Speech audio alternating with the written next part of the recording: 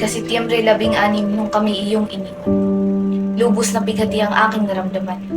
Luha sa matay di napigilan ng aking masilayan ang lubha mong kalagayan. Tuhod ay nanghina, luhay umagos nang aking nakita ang katawan mong nakahimlay. Kalungkutan, kabiguan, kapigatian at kahinaan ang dumaloy sa aking isip at katawan. Memoryang iyong iniwan ay di ko makakalimutan.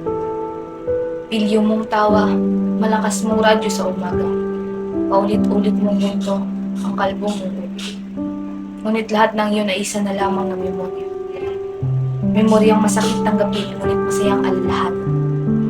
Wala na ang pilyo mong tawa, ang malakas mong radyo, at ang paulit-ulit mong kwento. Wala na, dahil wala na sila. Tandang-tanda ko pa ang huli nating pagkikita. Sana nga ay nilubos ko na. Hindi ko naman kasi alam na bigla akong mawawala.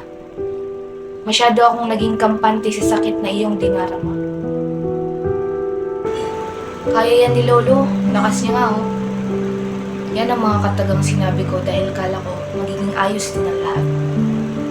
Di ko man lang naisip na kausapin ka at kamustahin kung ayos ka lang balo. Kaya mo pa ba? Wala eh. Tulad ng mga tanim, nalalanta rin ang isang tao.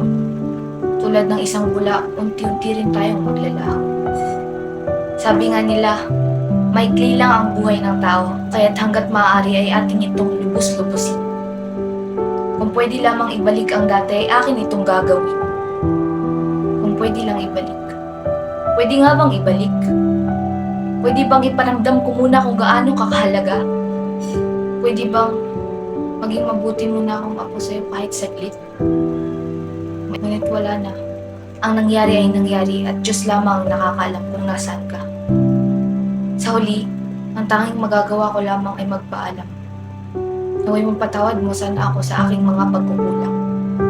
Wala eh. Mayayain tong ako mo. Hindi ko man lang napakita kung gaano kita kamahal. Paalam.